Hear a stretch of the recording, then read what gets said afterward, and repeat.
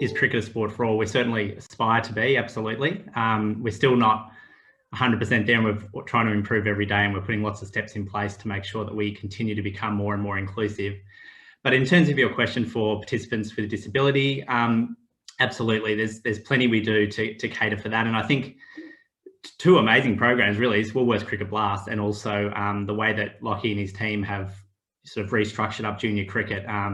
It's purely is based on fun and ability and those sorts of things. And we've had a number of both parents of children with disabilities and also consultants in the disability space really praise cricket for the work that they've done in junior cricket, saying that's almost one of the shining light examples in sport of a sport that is adapting the way they operate to cater for everybody, no matter what their ability might be. So that is a great sort of success for us. We're also conscious though that, you know, there are some disabilities that do require quite high support around that, and high support needs, or someone might be blind or have low vision, and participating in cricket as we know it can be virtually impossible in that circumstance.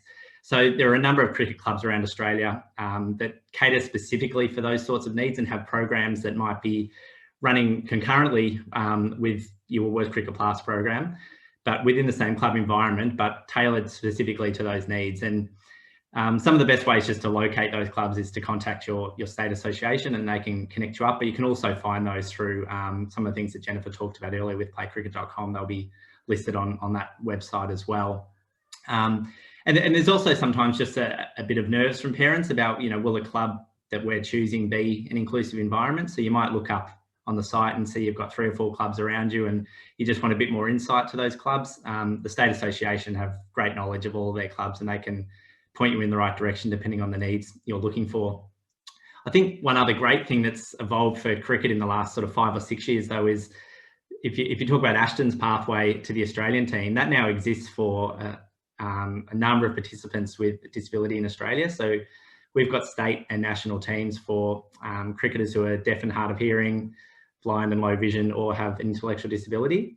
And every year we have a national championships where those state teams come together and participate. And then they go on, the better players get to go on and represent Australia at World Cups. And at the Blind World Cup in India not long ago, 30,000 people turned up to one match. So we're talking some pretty exciting competition.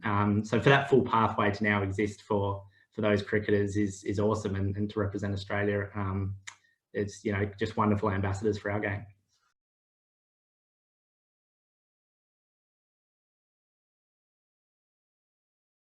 Definitely both options available there. There's plenty of competitions out there for seniors and veterans, and many associations are now beginning to implement kind of masters and veterans competitions, and they're ranging sort of from over 35s up to even over 70s. So I mean, probably the best thing to do really there is, like, your local state association once again can point you, but if you just literally jump onto Google and type in sort of veterans cricket in your state, it'll come up with a list of all of the options available to you, all the competitions, all the masters comps, and yeah, I think the atmosphere at some of those games is certainly high level.